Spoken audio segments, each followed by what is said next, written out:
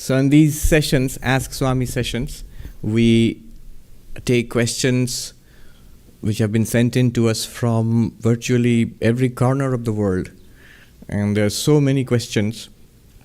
We have a dedicated team of volunteers who select the questions, compile them, put them together and classify and present it to me.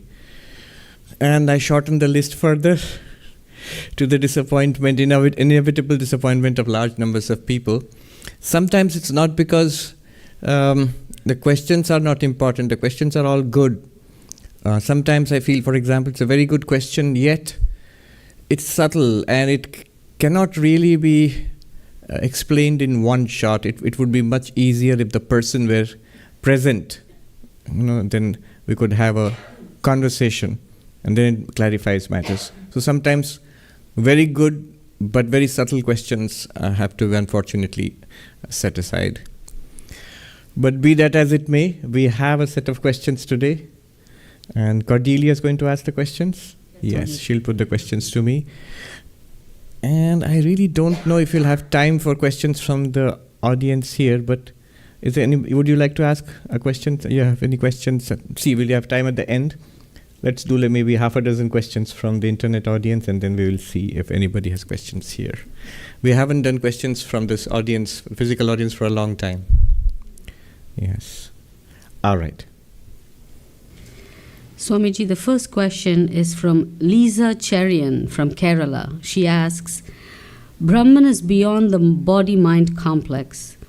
If realization occurs in the mind, how can it be a true experience since the mind itself is false or mithya? Yes. You need to consider this carefully. When you have an experience, when you have an understanding in the mind, often that understanding refers to things beyond the mind. So, for example, let me give another example. An example would be, I say I am happy. When I'm saying I am happy, I'm saying it with the tongue and the voice box and the lungs, the entire vocal apparatus. So basically the tongue is saying I am happy, but it doesn't refer to the tongue. The happiness is in the mind. The expression is in the tongue. The vocal apparatus, it expresses the sentiment. It speaks out aloud the sentence, I am happy. But what does it mean? Who is happy here? Where is the happiness? It's all in the mind. Obviously, the mind cannot speak aloud. It uses that instrument to speak. The happiness refers to something beyond the tongue. And that's right. Speech works like that. Speech works about things other than itself. Similarly, understanding in the mind about the self, I am Brahman, for example. It refers to something certainly beyond the mind. But the mind can point to something beyond the mind. Ignorance about myself resides in the mind. And the knowledge to remove that ignorance must also come in the mind. Another point, where else can realization come?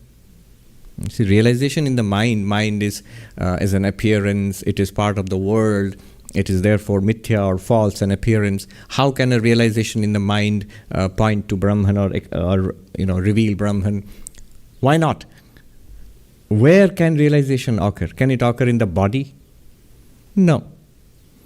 Can it occur in Brahman, the absolute reality? No. It can only actually occur in the mind. Knowledge comes in the mind. Ignorance is in the mind. Knowledge in the mind removes ignorance in the mind. Therefore, realization can occur only in the mind. Upanishad says this, Manasaiva anudrashtavyam. By the mind alone it is to be realized. Now, then what do you mean it's beyond the mind? In what sense? It is that which illumines the mind and reveals knowledge and ignorance in the mind. So what basically the mind does is, when we study Vedanta, when we focus on it, we try to understand it, meditate upon it, and we make the breakthrough, we get it. That getting it is definitely in the mind. It removes the ignorance in the mind which made us think that we are body-mind. That is removed. Brahman is self-revealed. Not that Brahman is revealed at that moment, but Brahman is always self-revealed. And that self-revealed Brahman is now obvious again to me. I realize I am Brahman, and that understanding is also in the mind. So realization takes place in the mind. Where else will it be? Knowledge in the mind can refer to something beyond the mind, just as speech in the tongue refers to something beyond the tongue. And you are right. Any realization in the mind cannot actually reveal Brahman, because Brahman is self-revealed. By removing the ignorance, Brahman is revealed. But the ignorance has to be removed. For that, knowledge is required, and for that, mind is required. So you see, this is the technical aspect of that has been clearly discussed in the Vedanta Sara discussions. Those who have attended those classes, you just look up the two technical terms, vritti vyapti and phala vyapti. In terms of, so those are technical terms, but they sum up a lot of conceptual apparatus. In terms of those, in that paradigm, vritti vyapti, which is in the mind, it removes ignorance. And phala vyapti, which is also in the mind, the reflected consciousness illumining something, that is not required because Brahman shines forth. That's how knowledge in the mind, realization, self-realization is different from other kinds of knowledge in the mind. Okay. Amit Sharma asks, if I am pure consciousness, who is getting manifested through the body and mind? And if the world is just an appearance, Brahma Satyam, Jagat Mithya, then why do I come across unwanted situations which I never have imagined? For example, the present COVID situation across the world. I have never heard, thought, or imagined such a thing ever.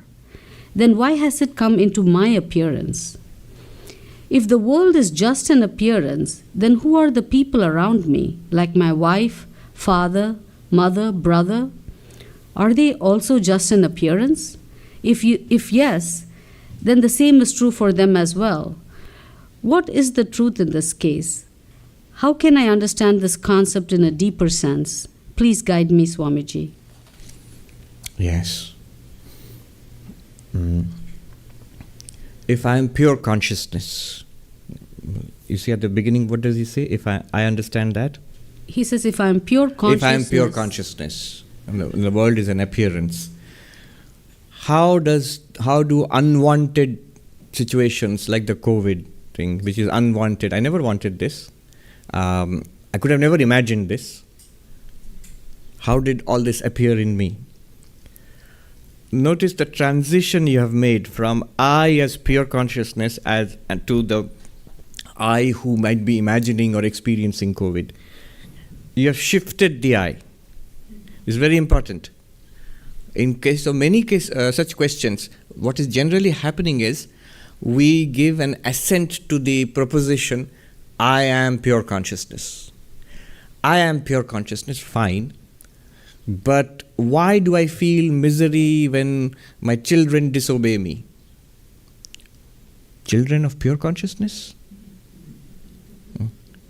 Disobeying pure consciousness? Notice, you have already made the shift. Shift to what? From I as awareness only to I as this person.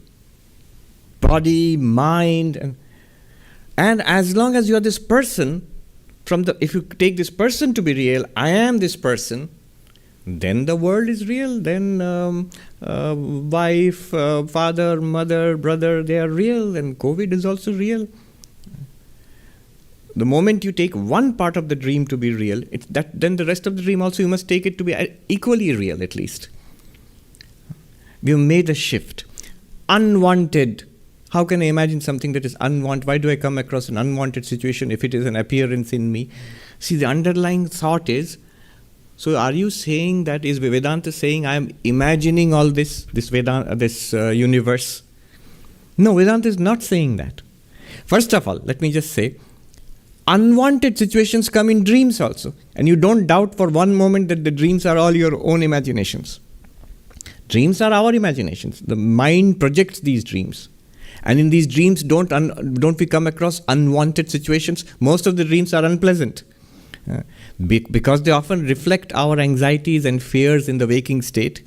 that generates these dreams. Therefore, a lot of unpleasant things come, which we don't want. And yet, we are imagining that. Anyway, that's just an example. But my main point is, the moment I say, here in the world, there are so many things I have never imagined, I'm coming across them. So many extraordinary things are there. I am talking as an individual being then. But Vedanta never says that this world is the imagination of, one individual. That you, the person, Amit Sharma, Amit Sharma, are the source of this universe. No. That is beyond megalomania. Mm-hmm. No, not in that sense. You, Amit Sharma, have very little control over your own dreams also. And this entire universe. So from that perspective, you can understand it as universe being a dream of God, for example. That's one paradigm in which to understand. If I cannot break out of my limited individuality, I am this person, Amit Sharma, then there is a cosmos before me. I must accept that there is this physical universe. Then Vedanta will say that there is a cause of this physical universe. And that cause is consciousness plus Maya. That is called Ishvara or God. And this universe is a projection of that cause. You can call it a dream of God if you want to be poetical, but it's a projection of that cause. And I am an individual in that also. But you started by saying, I am pure consciousness. If I am pure consciousness, then please grant that you are pure consciousness. In awareness, is it not true? Everything arises in that awareness. In awareness, the mind, which you call the mind of Amit Sharma, arises. The sensory system of Amit Sharma arises, which experiences the body, and through the body you're experiencing the world. Yet all of it is in that consciousness. Imagine, if that consciousness which you are were to be switched off, if it's not possible, suddenly switched off. From that perspective, the entire universe, including COVID, wanted, unwanted situations, everything would disappear in a flash. So that is what is meant when they say that Brahman is pure consciousness. You are that pure consciousness. The entire universe appears in that pure consciousness. It does not mean, as we sometimes take it to mean that is it true that I am sitting here and imagining or drawing out a blueprint of the universe and imagining it into existence? No. Not I as the individual. I as the individual also have popped up in that pure consciousness, which is my real self. Yeah. So the crucial answer, if you want to take away the essence of what I am saying, is examine whether I am shifting the I. And most cases we are shifting the I. We are generally so rooted in this body-mind identity that after giving assent to I am Brahman, then we shift back immediately into the body-mind mode, and then we say, why do I have all these problems if I am Brahman? What about then who are my wife, father, mother, brother? They are your wife, father, mother, brother. Who else can they be? And you are saying you're Brahman, but yes, but the moment I take this much as real, I am this person, Sarvapriyananda or Amit Sharma, after that if I say wife, father, mother, brother are unreal, you're asking for trouble. If I accept this much as reality, because I've already accepted. The moment I say wife, father, mother, then you're already in the Amit Sharma identity. Brahman doesn't have Mrs. Brahman, then there is father Brahman, mother Brahman. No. All of this would be an appearance in Brahman. But as this person, then all the identities become, all the relationships also become equally real. As when I take myself to be a person, I cannot dismiss this world as a dream. Krishna says in the Bhagavad Gita, Avyakta hi gatir dukkham dehavadbhir avapyate. The unmanifest reality, that means pure consciousness, the impersonal reality, that is very difficult to assimilate, to realize if we are strongly identified with the body. Dehavat means with body, but then everybody, there is a body. For an enlightened person also, at least from our perspective, there is a body. But are we deeply rooted in this body idea? This is who I am. then the impersonal consciousness that I am pure consciousness is difficult to realize. From the impersonal perspective, Amit Sharma and wife and father and mother, brother, all are appearances, and you're the one consciousness behind all of them. Okay, we'll leave it at that. Maushimi from India asks, Pranam Maharaj, my question is about Aham Brahmasmi. This says that the very nature of I is consciousness. This I, the pure consciousness, gets reflected in the mind of the subtle body, and in ignorance becomes I, the ego, and then starts all the worldly problems. This I, the ego, generates the illusion of me and mine, and desires, anger, and sufferings emerge. Thus, this ego I sets the wheel of karma in motion. Is my understanding correct? Yes. Yes. Yes, more or less you've got it right. The first sentence which you said, this I is pure consciousness. The I. Yes. So the understanding is correct, the paradigm is right, you've got the structure right essentially. So one may change a little word here and there, that does not matter. What one must do now is, having got your framework right, try to trace it back in your own experience. Do you know that the ego, you've already said it, the ego which I experience right now, the feeling of I, is actually a composite. There is, as she has written, there is the mind there and the reflected consciousness there. And the reflected consciousness is not separable from the original, the pure consciousness, Brahman. So if you trace it back, how do you trace it back? Use any of the procedures we have talked about in Vedanta, like Drigdrishya Viveka. Start with an object outside. I am seeing that object. From that object, come from the awareness of the object, come to the awareness of the eyes which are seeing. From the awareness of the eye means just be aware of it. From the awareness of the eye, track it back to the mind, which is considering or paying attention to the eyes. From the thought in the mind, go back to that which is aware of the thought. In this way, realize that I am that witness consciousness, that impersonal awareness. Then use the mind, the intellect itself, to consider the nature of this impersonal awareness. Note that it is not a body. So it cannot be fat or thin, it cannot be a baby or a middle-aged person, an old person. It is not subject to the illnesses and the pains and aches of the body. It is not a mind, it's not subject to the ups and downs of the mind, the pleasures and pains, the frustrations, anger, misery of the mind, and so on. Notice how it is free of all what I consider to be my problems. And yet I have said I am that.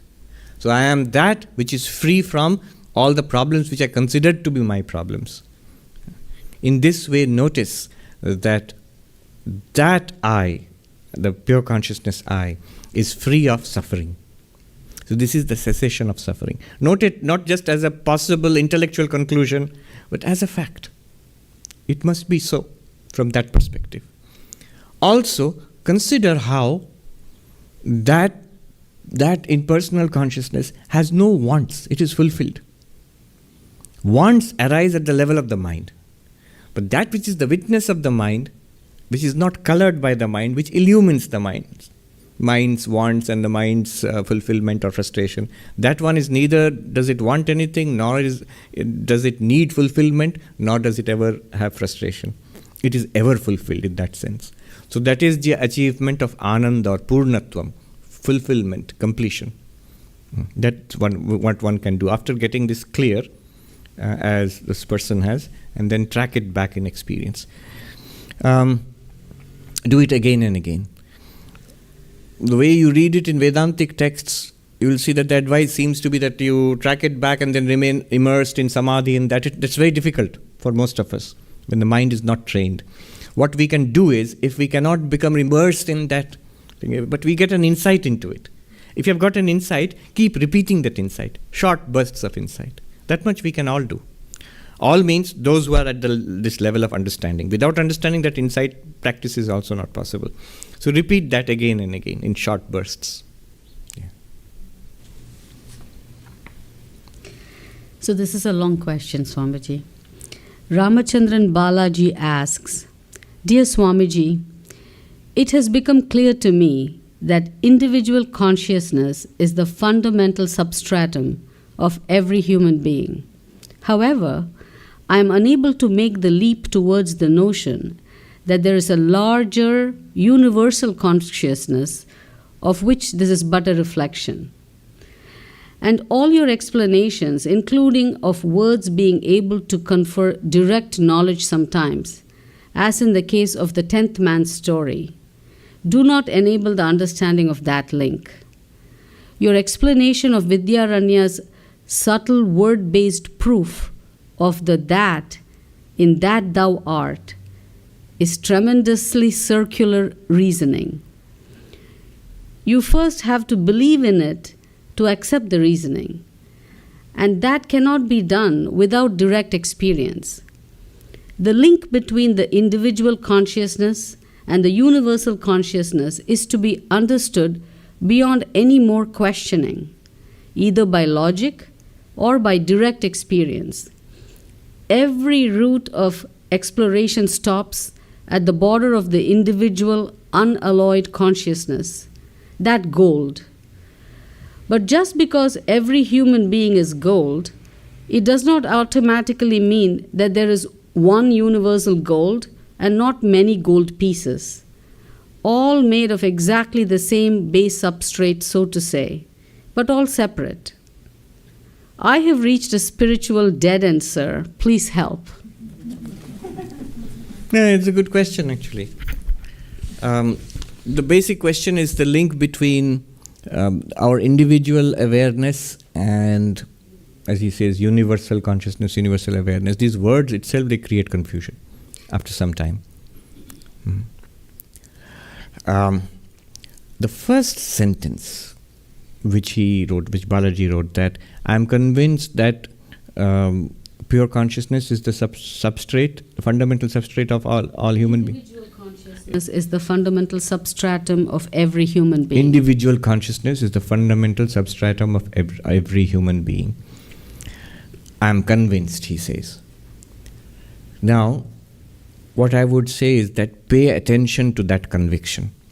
If you are clear and convinced about that, notice that. Using individual consciousness. But notice the nature of that. The moment you say consciousness is the fundamental substrate of each human being, notice what a big leap you have made, what a big progress or advance you have made over the common sense idea of human beings. For example, medical science. What does medical science, if you say fundamental substrate of every human being, what would a doctor say? What would a physician say? What would a biologist say? Which is the fundamental substrate of every human being, fill up the blanks, they would say it's the body. Why?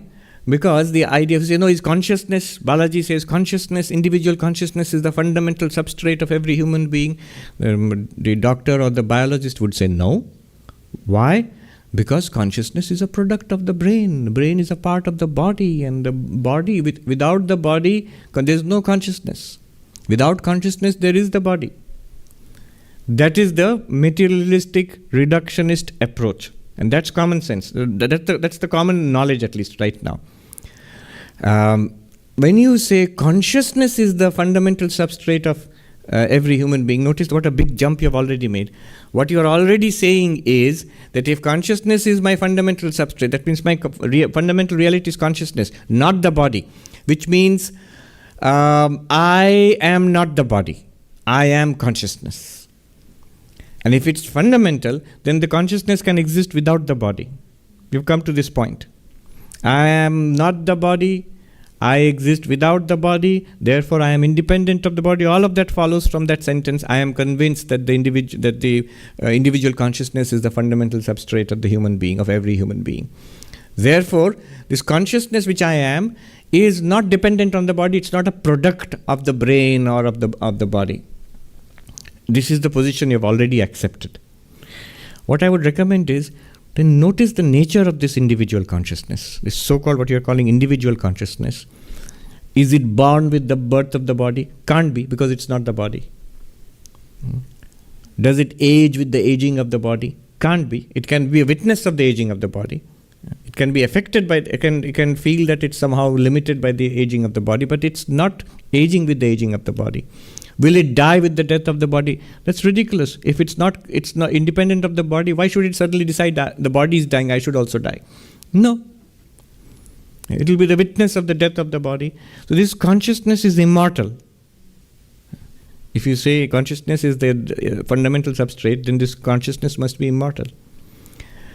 It is aware of similarly of the mind. It is independent of the continuous ebb and flow of the mind, of the emotions, of ideas, of memory, of personality, of the sense of loss, anger, guilt. All of these are in the mind. And the consciousness is that which is aware of them but independent of them. Just as if the body is fat, does consciousness become fat? For example, let's take an external thing. This is a clock. I am aware of the clock. Does this awareness become a clock? That's ridiculous. Awareness reveals a clock. Then I am aware of the body. Careful here. Is the awareness the body? No, it reveals the body. Just as awareness of the clock does not make awareness a clock, similarly, awareness of the body does not make awareness the body itself. Awareness of the contents of the mind does not make awareness the mind itself. So awareness is independent of body, external world, body, mind. What a huge thing. The miseries and the anxieties and the fears of the mind, they're all revealed by consciousness, by awareness, just as this clock is revealed, but the awareness is not miserable or anxious or fearful. So we have got this. An awareness, consciousness, which is immortal, which is free of the miseries and sufferings and limitations of the mind, and reveals them, but it's not colored by them. Like the vast blue sky in which various clouds float, come, disappear. Similarly, the awareness is this space. In fact, it is considered as a space in Vedanta called Chidakasha, the space of awareness, in which various kinds of constellations of thoughts, feelings, emotions, which we call a personality, floats up and then dissipates. And you have said that is the fundamental substrate. That means the substrate. That means you are that. Balaji is that fundamental substrate. That's my real nature. Now, why do you call this impersonal awareness individual? Whatever is individual in Balaji, is it not the body? Is it not the mind and the personality in the mind? Personality which the mind constitutes? That is individual. What do I mean by an individual? That which is separate from everybody else. Is the body individual? Surely. I can see so many different bodies here. The bodies are different. I can clearly experience it. Is the mind individual? Surely. I have this intuition that my thoughts, feelings, emotions in this mind are different from the thoughts, feelings, emotions, knowledge in those minds. Clearly minds are different, bodies are different as far as we know. So the distinctions between us lies in the body-mind. Does any distinction lie in consciousness? Consciousness like light. Light reveals whatever is here. There is a microphone, there are cables, there is a mask, there is a table, and there is a clock. The light which reveals clock, mask, microphone, is the light different? Is the light which reveals clock a kind of clock light, reveals a mask kind of mask light, microphone light? No, it's the same light. These microphone, mask, and clock are individual. They are quite different from each other. But the light which shines upon them and reveals all of them impartially, it is not individual. It is not personal. It's quite impersonal. Isn't awareness by itself? You're saying the individual consciousness, that the consciousness by itself, how is it individual? You know why we call it individual?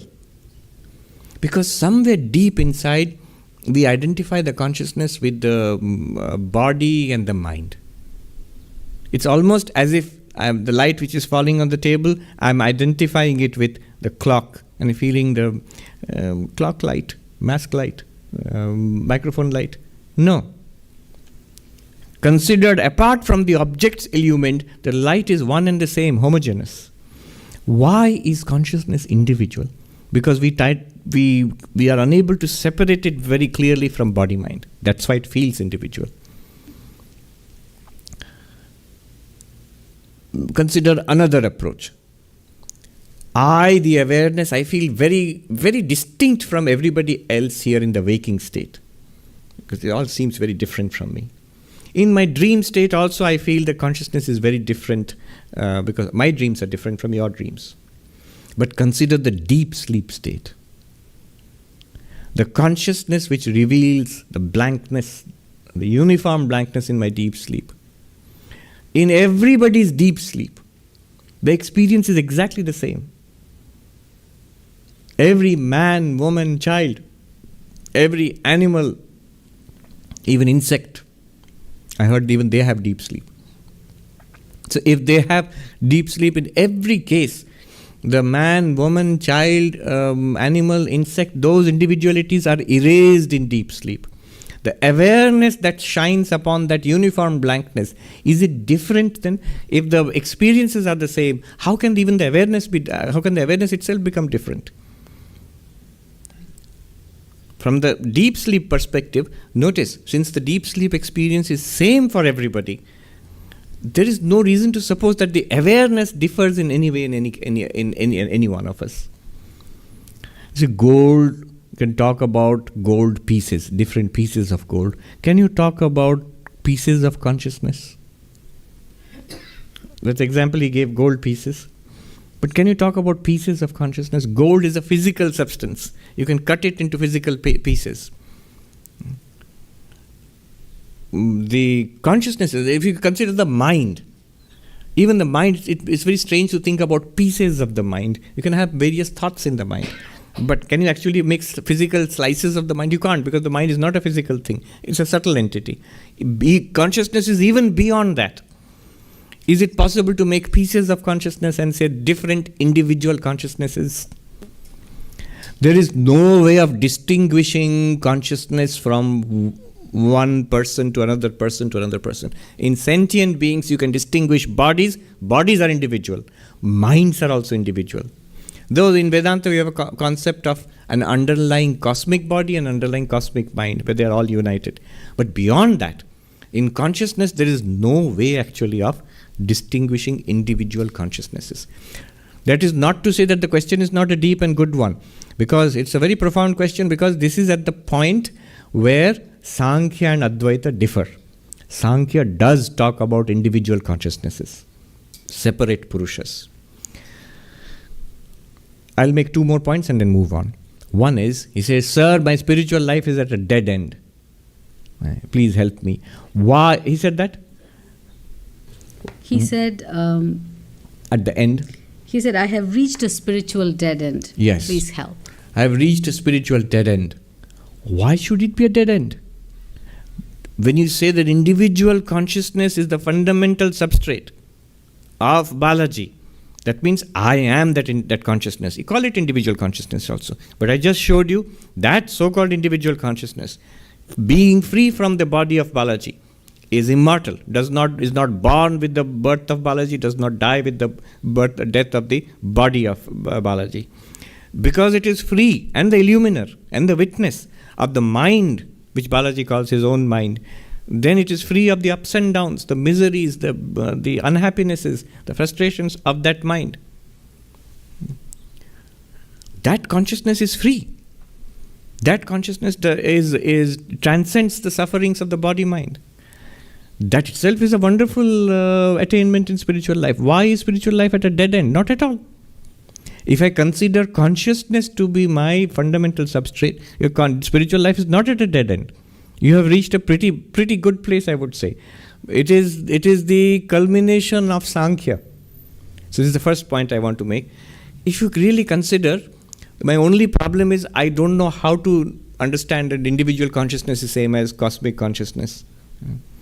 If you drop the word individual and cosmic, you will see they are the same. It's the words which are creating the trouble. But anyway, if my only problem is, I know I am pure consciousness, but I feel there's an individual consciousness and there's a cosmic consciousness, and I don't know how they are the same. Well, we'll deal with that problem later. But first of all, consider what you have already got. You have already achieved enlightenment according to Sankhya. Yeah. And that enlightenment is immortality, it is free from suffering, it is beyond death and disease, as that substrate consciousness. So, it's not a dead end. If you are honestly convinced about that, and you try to make it a living reality for yourself, it is enlightenment. It is what Sankhya calls kaivalya, the alone, the supreme aloneness, consciousness itself. In Sanskrit, in Sankhya, it is called purusha, pure consciousness.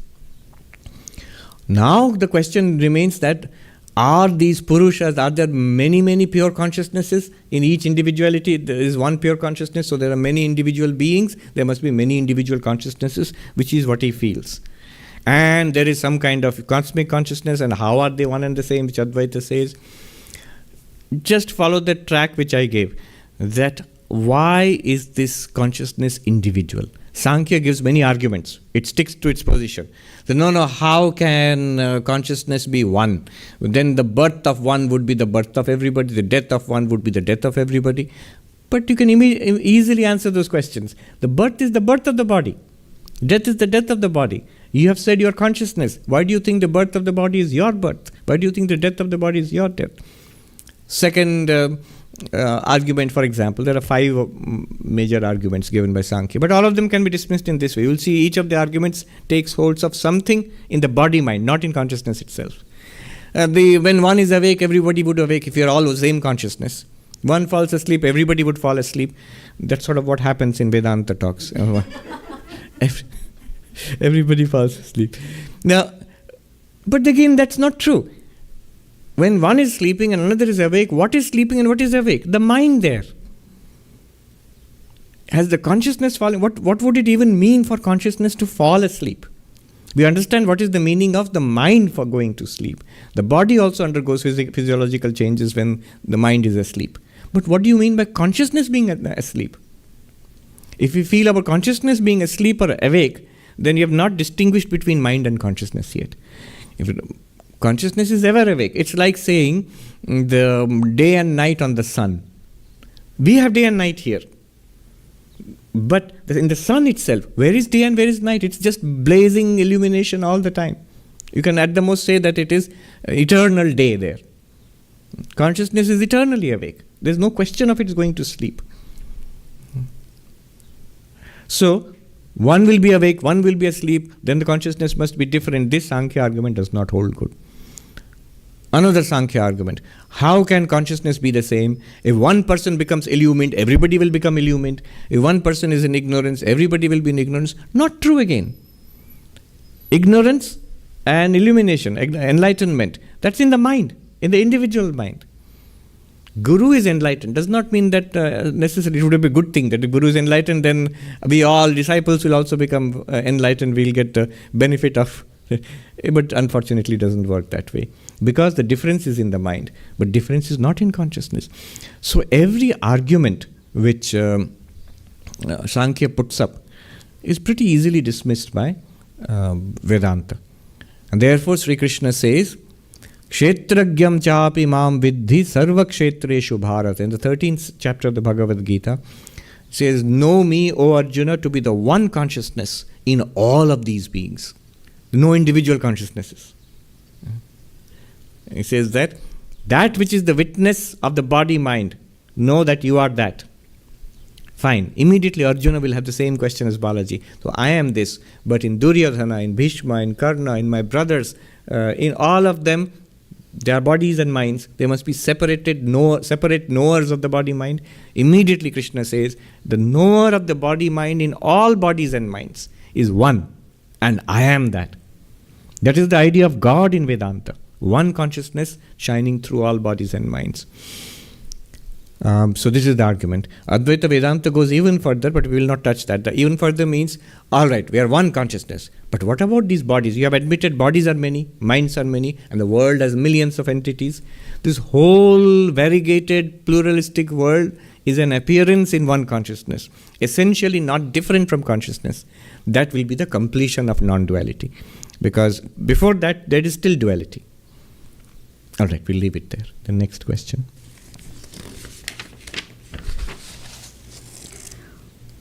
Uma Kambampati asks, I'm currently listening to Vedanta Sara. In the last lecture, you explained how existence and consciousness are one and the same. Please, can you extend this to bliss as well? How is bliss the same as existence and consciousness? What is bliss? First of all, I'm sure she has got the right idea, but it's important to repeat this again and again. When we talk about existence, consciousness, bliss, take one, existence. We don't actually mean existing things. The moment we say existence, what comes to our mind? Oh, the table is an existing thing. Table exists, clock exists, man exists, woman exists, even space exists. These are existing things. Even sort of abstract entities like numbers, in some sense they exist. They're existing things. But when you say existence, we're talking about existence itself, which appears as existing things. When I say water, I don't mean a particular wave or even all particular waves. I mean that reality which appears as waves and foam and surf and bubbles. So I mean existence itself, not things which exist.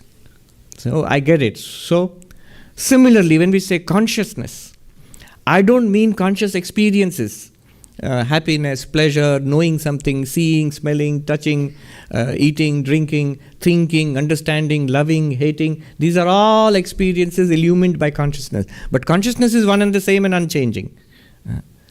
So we mean the consciousness itself, not particular conscious experiences. We mean existence itself, not particular existing things. Now, coming to bliss, this question. When we say bliss or ananda, we mean bliss itself, ananda itself, not particular feelings of happiness. The moment you say bliss, immediately, unthinkingly, it's a nice feeling. We think of a smiley face. Now, are there two different? Are particular feelings of bliss different from bliss itself? Are existing things different from existence itself? Are conscious experience different from consciousness itself? No. Just as waves are not different from water, ornaments are not different from gold, the things which exist in this world or appear to exist, they are not different from existence. Existence appears as those things. All our conscious experiences are made possible by consciousness, by the illumination granted by consciousness. All that we consider happiness and fulfillment is made possible because of bliss or ananda. All right, so this is what first thing. What is the point here? Don't immediately think when you say bliss, it is some kind of nice feeling. The world gives me some nice feelings. If I meditate and I am peaceful, it gives me some nice feeling, and ultimately enlightenment will give me an even nicer feeling. That nicer feeling must be bliss. No. But those nice feelings are not separate from bliss. They are made possible because of that bliss. Now, what is that bliss and how is it the same as existence consciousness? To give you an answer in one straight sentence worth contemplating upon, the unlimitedness of that existence consciousness is bliss. I will repeat again, worth repeating. The very unlimitedness of that existence consciousness is bliss. Ananda is ananta. Ananda bliss, ananta infinitude. When I realize my own infinitude, as what? Infinite what? Infinite existence, infinite awareness. And infinite here means unlimitedness.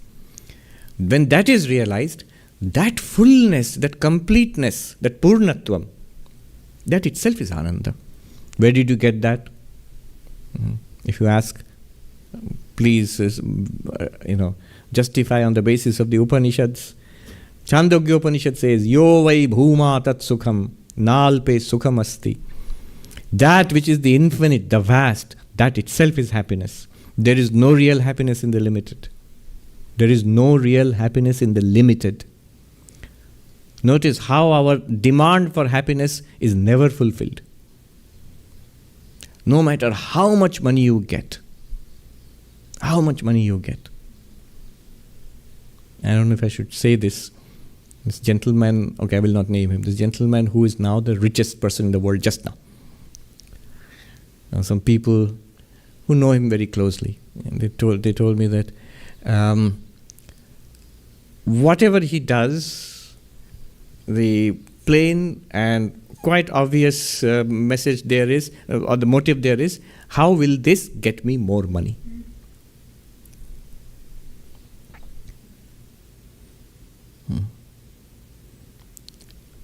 So the richest person in the world, whose individual value is what, $188 billion, something like that. That person is still continuous, day and night, the project is increase, more. As I am interested in any project, but which will give me back many times the return of which I put into it. Not satisfied. Whether it is money or pleasure seeking or name and fame or achievement, power, there is no limit to what we want. Why? It seems a horrible thing, but actually it points to something very wonderful in our nature. It's because our nature is infinite bliss, this completion.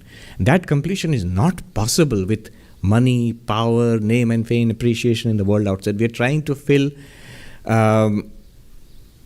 in the words of the poet, a God-shaped hole with something which is not God-shaped. Only the infinite can fill an infinite hole. And that infinitude is available to us. That's our very nature.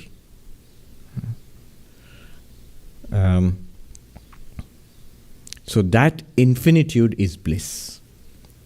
What infinitude is? It is exactly existence consciousness. But what existence consciousness? Not an existing thing, not a conscious experience. It is the underlying unlimited existence consciousness, underlying all existing things and all conscious experiences. When you realize that, I am that, you realize you are unlimited. That itself is bliss.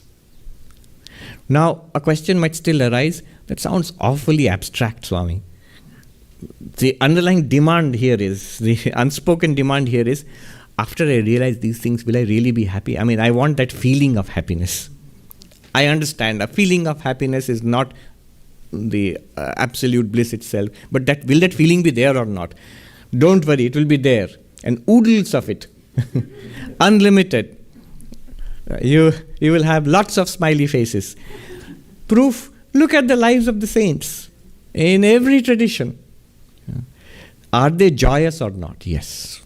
Like Saint Teresa said, a sad nun is a bad nun. In spiritual life, you will get happiness.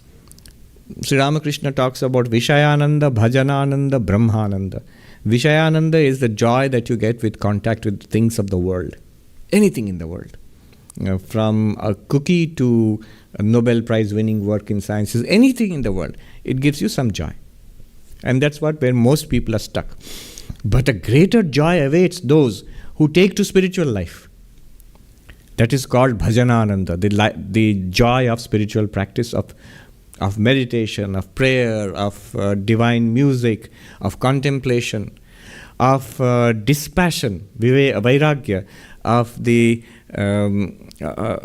discernment of the eternal from the non-eternal, of devotion to God and the love of God. All of them give a purer and happier joy than the Vishayananda, the things of the world. And even higher is what you are asking, Brahmananda. Even higher than the joys which you get in the course of spiritual life is that ultimate bliss, which is not a type of bliss, but it is bliss itself. Vivekananda put it this way, not that it is absolute, not that it exists, it is existence itself. Not that it knows, it is knowledge itself, by which he means pure consciousness. Not that it is happy, it is happiness itself. That is the meaning of bliss. Yeah. Subhajit Haldar asks, if Brahman through Maya becomes God, then how come surrender to God leads to moksha? The idea here is if something comes through Maya, it is under the domain of Maya, it is false, it is bound. This is, I think, the idea behind the question. If Brahman through Maya becomes God, what is the point of surrendering to God? Because God is also in Maya. No. 2 points here. First, remember, Maya has 2 aspects. Ramakrishna would never tire of repeating it. Vidya Maya and Avidya Maya. So what is Avidya Maya? Avidya Maya, the Maya of ignorance, is that which plunges us in worldliness. Greed and lust and anger and jealousy, hatred, fear, anxiety, grasping onto this little life and somehow desperation. All of this is worldliness. It comes from Avidya Maya. Me and mine, and trying to hold on to that much. Vidya Maya is Viveka, Vairagya, Bhakti, love of God, faith in God, devotion, the clarity that there is an eternal reality. The world is non-eternal and there is an eternal reality. This is all Vidya Maya. Vidya Maya takes you to enlightenment, frees you from samsara. Avidya Maya embroils us in samsara more and more. And both are Maya. Both are Maya. Now, what about God? So in Advaita Vedanta, where this question comes from is in Advaita Vedanta, the absolute reality, Brahman, existence, consciousness, bliss, is what we call the God of religion when it is associated with Maya. But when you say associated with Maya, it does not mean under the domain of Maya. Just because something is associated with Maya, to be an individual or to appear anyway within samsara, you have to be associated. Sri Ramakrishna used to say this is the field, the kingdom of Maya, the arena of Maya. Just because something is associated with Maya does not mean it is trapped in bondage or limited. Those who are enlightened, the masters who teach us spiritual life, are they not within Maya? Isn't the body part of Maya? Even the individuality of the teacher is part of Maya? True, but they are free. And by taking refuge in them, by taking their help, we also attain to enlightenment and freedom through Maya, beyond Maya. If that is so of ordinary within quotes, ordinary enlightened beings, how much so then God? God is nothing other than that absolute reality, plus Maya. The Maya is the power of God. For us it may be bondage. So Sri Ramakrishna explained as the mighty serpent, which has poison in its mouth or in its fangs. And one little bite from that serpent is enough to knock out a mouse or a frog. But that's just a little bit of the poison. All of that is in the mouth of the serpent, the cobra. It doesn't affect the cobra at all. It's the power of the cobra. It's not a limitation for the cobra. Similarly, Maya is the power of God. It's not a limitation for God. With that power, entirety of samsara is going on, and for those who are ready for liberation, that power alone, God with that power alone, grants liberation. Where is Vedanta? Within Maya or outside it? Within Maya. It has to be. All the texts and the teachers and all the Vedanta classes and Ask Swami, it is all enabled by Maya. It's not outside Maya. It is all within the realm of duality. Tulsidas, it seems he said, show me the teacher who can teach non-duality without duality. I will bow down to him. Impossible. It is through Maya that you go beyond Maya. Swami Vivekananda said, you cannot run away from the machine. He means Maya. You cannot run away from the machine. Learn to work the machine. It will set you free. Learn to work the machine. That is through Maya itself. The great Buddhist philosopher 2000 years ago, Nagarjuna in the south of India, he said that in his Moola Madhyamaka Karika, Samvritti manashritya paramartham nadhigamyate. Without taking the help of the lower truth, the higher truth cannot be attained. We must admit that we are stuck in this position. And we must start here. And starting here means starting within Maya. Without taking the help of Maya, no way of attaining Brahman. Maya is that which occludes means hides, and also reveals Brahman. From Brahman's side, there is no problem. From our side, we must go through Maya. Now, if you consider, I don't know if it's a good example, but at least it has the merit of being an amusing example. And you being a doctor can relate to it. Swami Sarvapriyananda ji gave this example. He said, there are two ways a patient can get help in the hospital.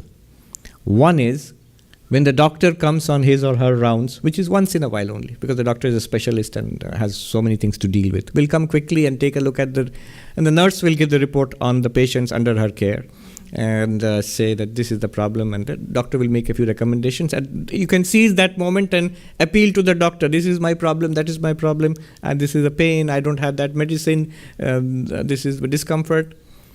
And what can the doctor do at most? The doctor will say, all right, I'll tell the nurse to deal with it. Now the nurse is going to be annoyed with you, because all of this is a complaint against her. Or you can do the other thing. You can take help of the nurse. You may say, I am suffering this much, this is my problem, can you help me? And the nurse will say, all right, my dear, I'll take a look at it. I'll settle it for you. But if you complain to the doctor, the nurse is going to be slightly annoyed with you. I'll fix you, wait, let the doctor go. The doctor is going to come once a week only. I am always there. So, one good way is to take hold of Maya. Maya, of course, not in the Vedantic sense. Here, Maya refers to the Divine Mother. Get hold of Maya, to surrender to Maya, and Maya will help you out of samsara towards enlightenment. If you complain to Shiva, at the most Shiva will say, I'll tell the Divine Mother to look into it. That's what Shiva can do. It's her arena. So that was an example given by Swami Sarvapriyananda. Yes. Next. Calvin from Toronto asks, why is it that self-enquiry does not take, and the inward turning that is supposed to directly reveal the self does not occur? For example, it is clear to me that logically I cannot be the body. It's an object to me, an inert physical mass, while I am consciousness, intelligent and aware. Yet, however many times I repeat this inquiry, and notwithstanding being intellectually convinced, the feeling I am the body persists. At one level, I can provide my own answer. It is because the enquiry is only intellectual. But that begs the question, what is missing?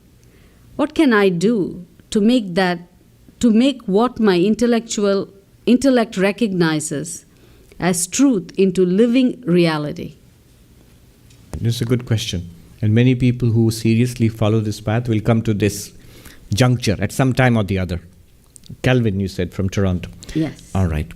First of all, let me just remove a minor, let us say, hiccup.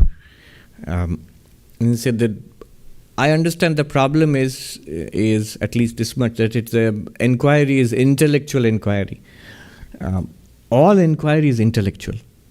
Inquiry cannot be in the kidney. It has to be in the intellect. Right? It can't be in the intestines, it can't be in the hand, it can't be in my pocket. It has to be in the it's a function of the intellect to inquire. So vichara, Vedantic vichara, inquiry is intellectual. Now, what you are saying is a major problem. Anyone on the path of knowledge will face this. After some time you follow this path for some time, it is not difficult to see what is being said here. It's a pretty clear analysis, and the logic is pretty clear. But then comes the problem, what next? It doesn't seem to have helped me much. I'm still stuck with literally feeling like this.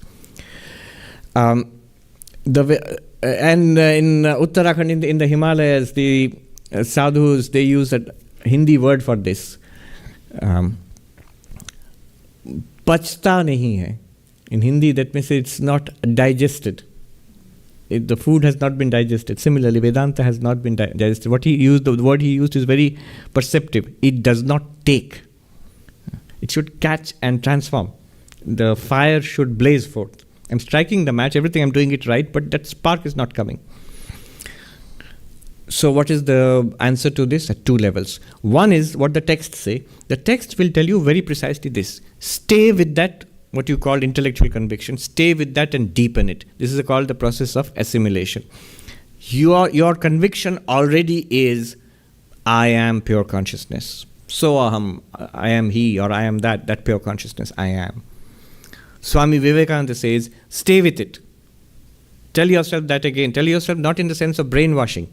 It's staying with something you have understood. So stay with it, tell yourself again and again, I am that, till he says, till it tingles with every drop of your blood.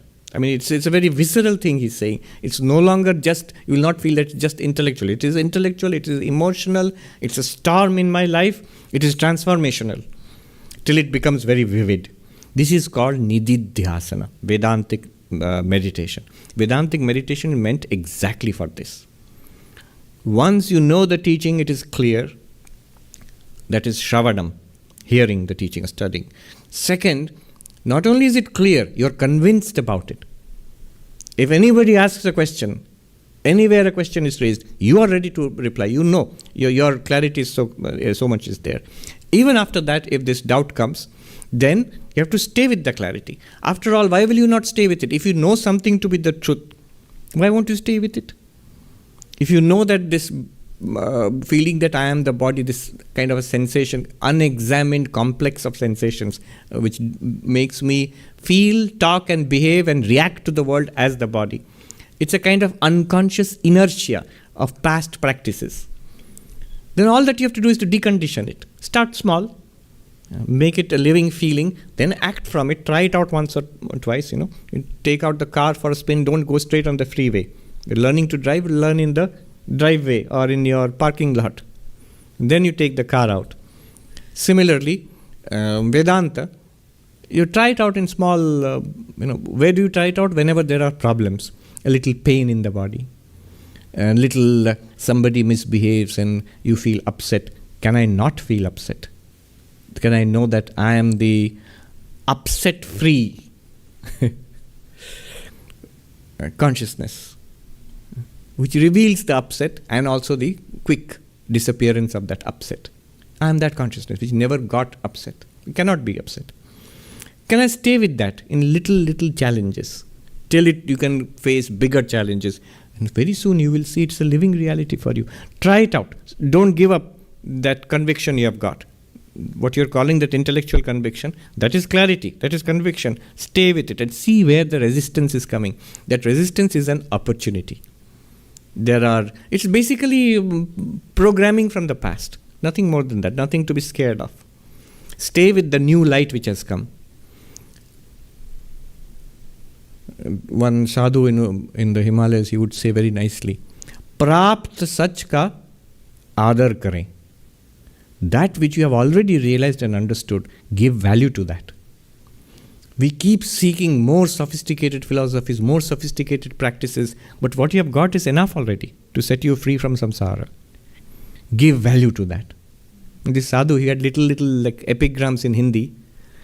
Value what you have already got in spiritual life. Prapt sach ka adar kare. That is, respect the truth which you have already got. Another time he would say, अपना सच्चाई को स्वीकार करना बहुत बड़ा गुण है.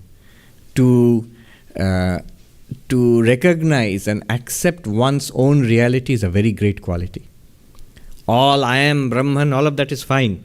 But right now my mind, the level of my ethics, morals, my situation in life is far below that ideal. And I accept it mentally. I don't have to tell anybody else. Then I can make progress.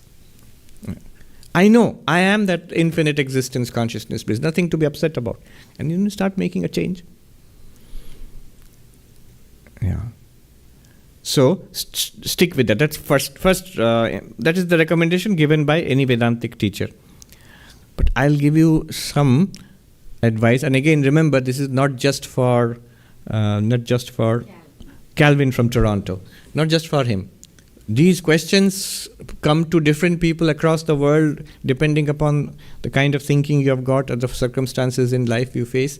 So they are common. Questions are common to many people. That answer may benefit many others who have not asked the question. Similarly, this is one question. This answer I'm going to give now, the second point. The first point was Vedantic Nididhyasana. You have got a clarity, stick with that clarity. Stay with it again and again and again and face challenges in the world. Live with that. You will see it will become a reality. But the other one I'm giving is a more practical answer. The sticking point is not knowledge. The sticking point is also not Vedantic meditation. The sticking point for most of us is purity of mind.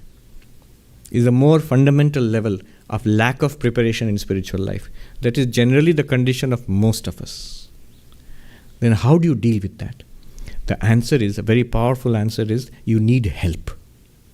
You need help from whom? From Ishvara, from Guru. God will help you and the Guru will help you. You're lucky you are in Toronto. Go to the Vedanta Society of Toronto. Swami Kripamayanji is there. Talk with him. See if you can get mantra diksha, initiation into a mantra. When you get the mantra, you get, in the words of somebody earlier, a piece, like a piece of gold, you get a piece of God. I'm being half humorous here. But it's like a capsule which is given to you. It is the seed of God, let us say. It's called a God germ, maybe. That will germinate into the tree of God. I'm being poetic here. But initiation is very helpful in spiritual life. Mantra Diksha, very, very helpful. Many of the problems which Calvin is talking about, you have to work from a different angle at it. So, the most powerful method I know is initiation into mantra, Ishta mantra, a chosen deity, mantra of that deity, and method and the teachings about how to repeat the mantra and how to meditate, and start working on that for a few years at least. You will see it will clear up. You have already done the superstructure is sort of ready. Now the foundation has to be strengthened. Yes. Yes, go on.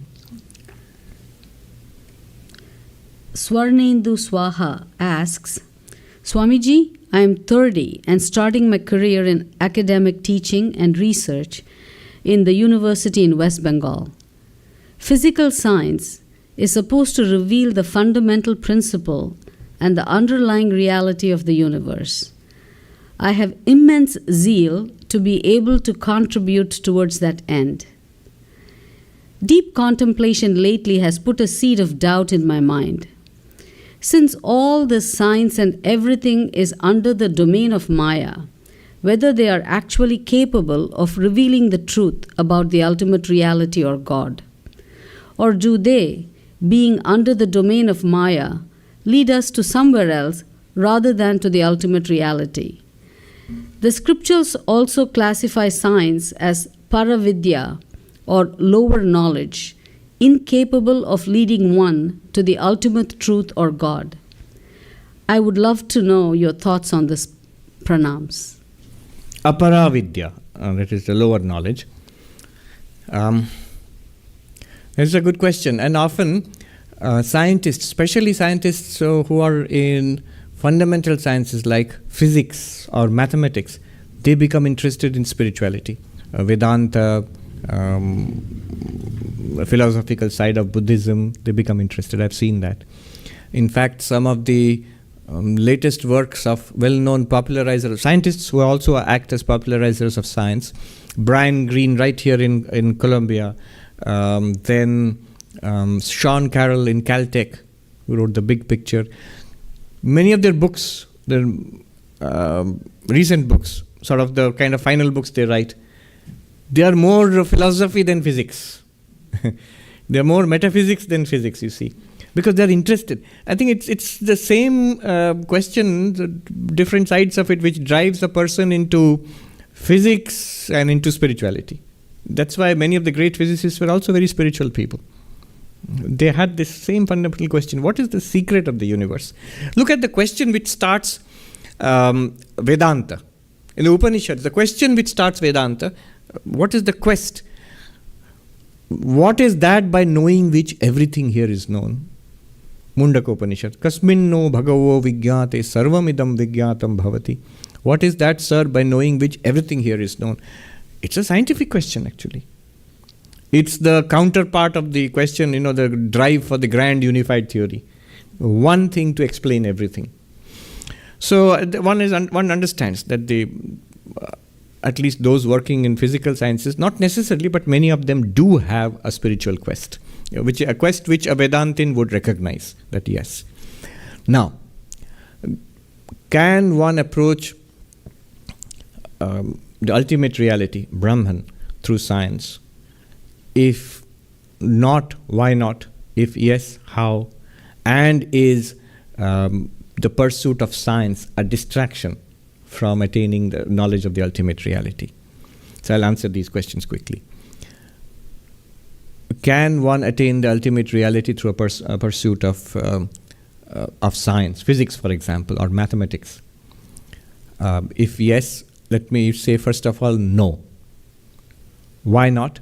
The classical Vedantic answer would be that you are studying that which is not the self. You're studying the universe, matter, energy, space, time, body.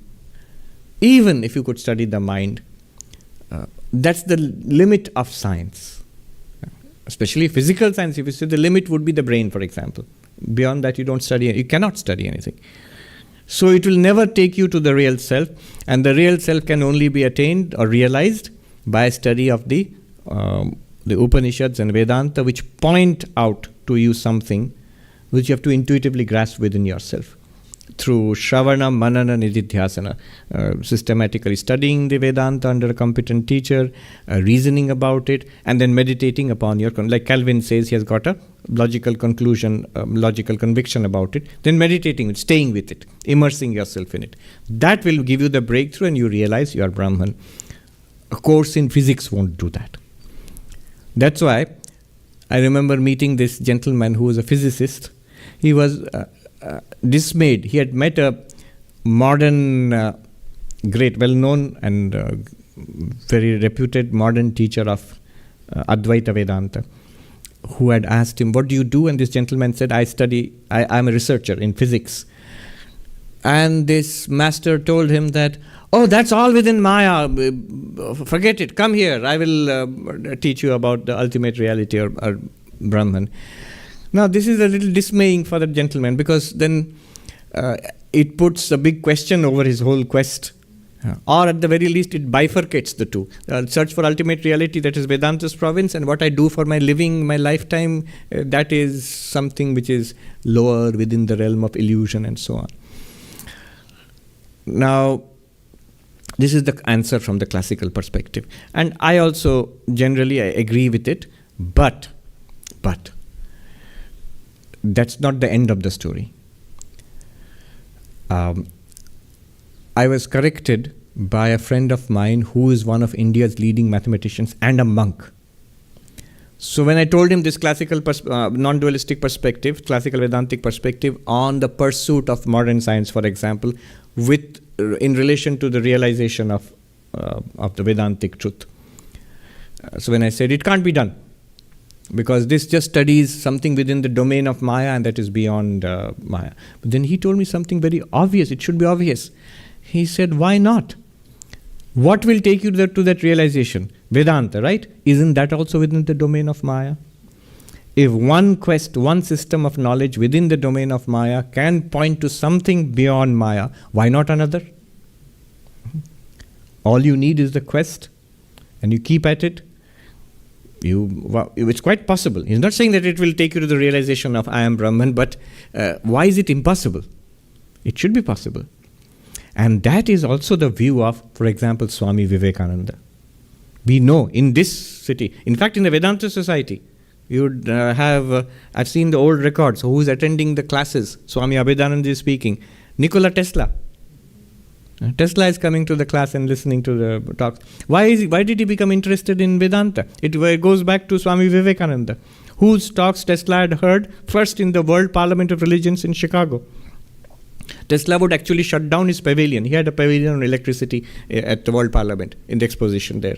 He would shut down the pavilion, come and wait for Swami Vivekananda's talk. He would stand at the back of the hall, listen to Swamiji's talks, and then leave immediately afterwards. And Swami Vivekananda struck up a friendship with Tesla. If you see the correspondence, there's actually a correspondence between Tesla and Swami Vivekananda.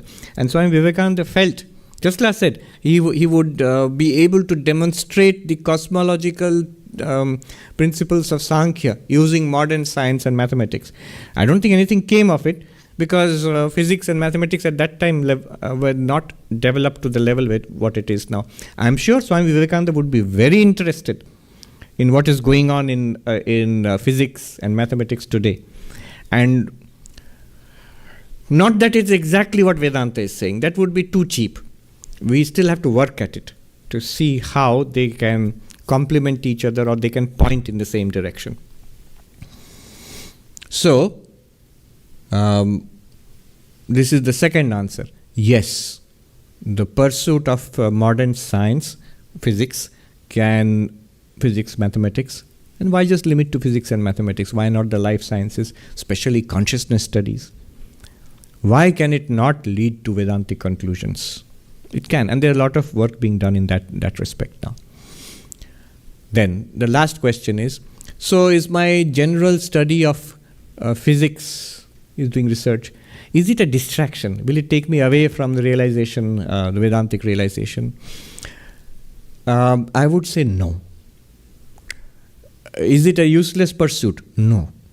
Even if you say it is within the realm of Maya, it still is a scientific investigation into the transactional world, this Vyavaharika world. And any number of details, any number of, like deeper understanding of what's going on in this world, it's welcome. What you're doing is always useful and helpful. It's not to be dismissed. So, it is a helpful pursuit. But will it lead to spiritual realization? Here, Sister Nivedita says that Swami Vivekananda told us, she writes in the introduction to the complete works of Swami Vivekananda, Swami Vivekananda told us, art, science and religion are but three ways to the same realization. But you need Vedanta to understand this. What you're trying to accomplish through Vedanta also can be accomplished through art and science. It's a new and radically new way, a very Vivekananda way of looking at, a fresh look at spirituality in this modern world.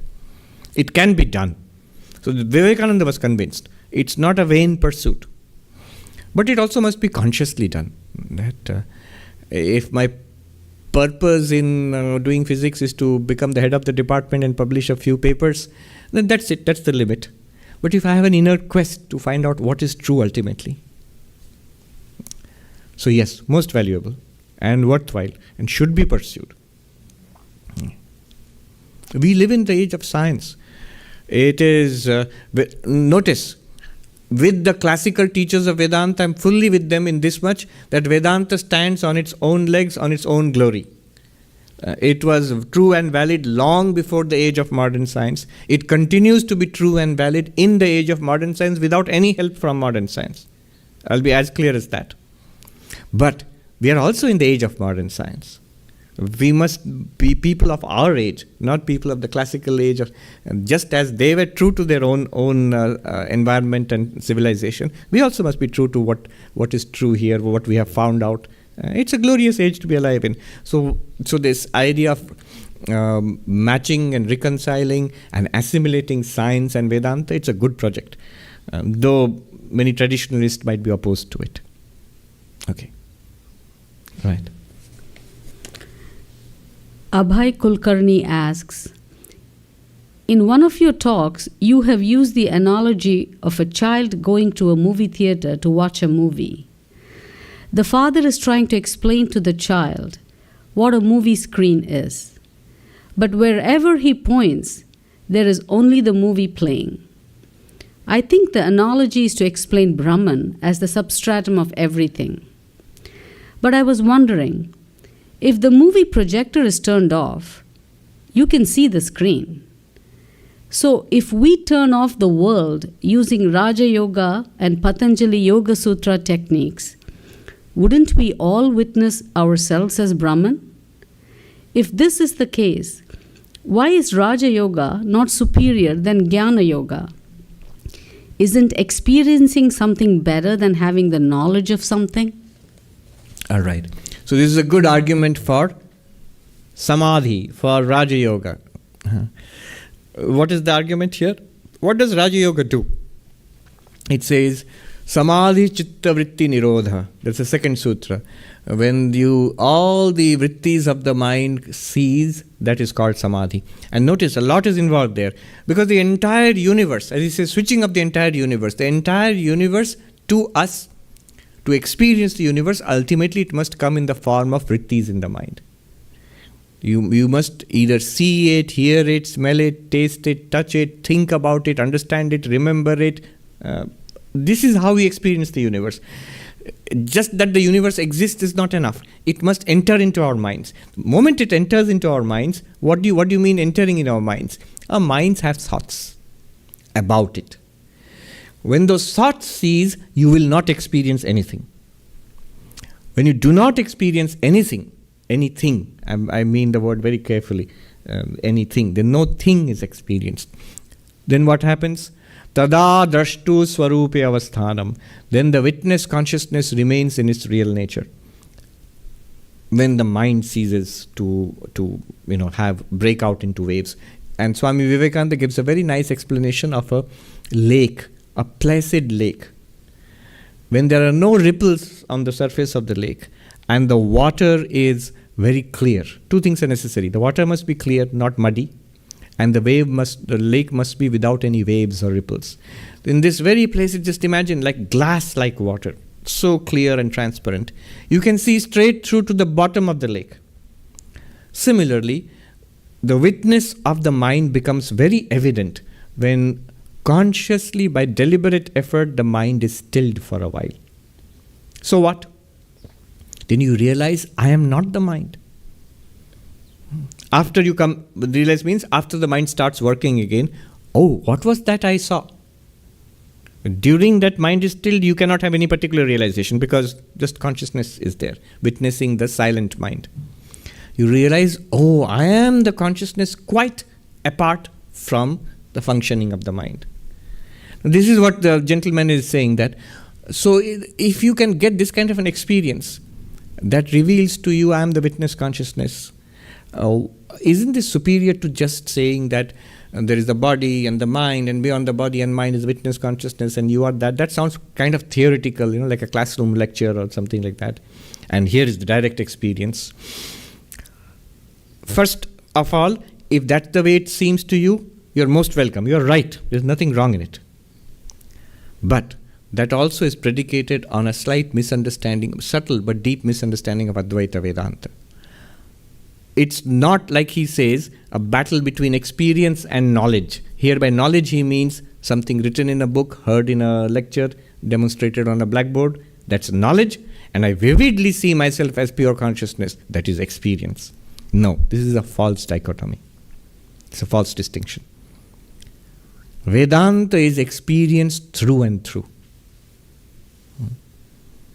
Just as seeing the movie is an experience, seeing the screen is also an experience. The idea that I see the screen when the movie is switched off, it's a false idea. Why? Because you are seeing the screen when the movie is playing also. I need to switch off the movie to see the screen is based on a false idea of what the screen is. When it is covered with pictures, the pictures are insubstantial. They are nothing other than the screen itself. That understanding must go. Then, with eyes open and eyes closed, you will realize it's Brahman. If Brahman is limited to seeing it in Samadhi, one sadhu put it nicely, Lo apne pyare ko Samadhi ke jail khane mein band kar diya. You have put your beloved Lord in the jail of Samadhi. You have locked him up. Only when you go into prison visit, there you find God. In the jail, in the prison of Samadhi. Outside it, no God. It's always there. That is what Vedanta reveals to you. Now, immediately, I can understand the thought pattern of this person, and immediately one might say, oh, I'm not saying that it is available only in Samadhi. It's available elsewhere also, but it's easier to recognize it in Samadhi, and once you have recognized it, you will see it, you will understand it outside Samadhi also. Although the Patanjali Yoga Sutra, the next sutra itself says, Vritti sarupyam itaratra. When the mind is active, the pure consciousness is mixed up with the movements of the mind. It means as if mixed up with the movements of the mind. The consciousness never becomes the mind. So the final point here would be, this is the point raised by Madhusudan Saraswati in his commentary on the Bhagavad Gita. He says, there are these two ways of appreciating, of realizing that ultimate reality, that I am Brahman. One, he says, is the way of Samadhi, the yogic meditation way. The other is the Vedantic way. He calls it the Vedic way. The way of yogic meditation, of plunging yourself into Samadhi, and literally, like he says, switching up the movie, he says that erasing the experience of the world. He says, Madhusudan Saraswati, that is the only way for the followers of Sankhya and Yoga who consider the world to be real. Real means real by itself. Then you must appreciate yourself as pure consciousness apart from the real world. And apart from the real world means you need to shut down your experience of the real world. Then you realize yourself as pure consciousness. That's true only when the world is a real something else, apart from you, the consciousness. But Vedanta does not say that. Vedanta leads you, first of all, to appreciate the world of diversity which you see outside is not outside. This inside-outside is not there in consciousness. Inside-outside is the body's feeling. Inside-outside is a kind of idea in the mind. But mind, body, inside-outside, all are in consciousness. It's only in and through consciousness that we have these ideas of inside and outside. Mind and mind-independent reality in consciousness only. If that can be, it's a subtle point, but if that can be appreciated, then the argument for yogic samadhi falls apart. Madhusudan Saraswati there says, many people miss that point. He makes it very clear. For the followers of Advaita Vedanta, Vedantic way, where the world is an appearance in consciousness, there is no need to practice yogic meditation separately, samadhi separately, for attainment of knowledge. And then he says, therefore our revered master, he means Shankaracharya, therefore our revered master has in no place ever recommended samadhi.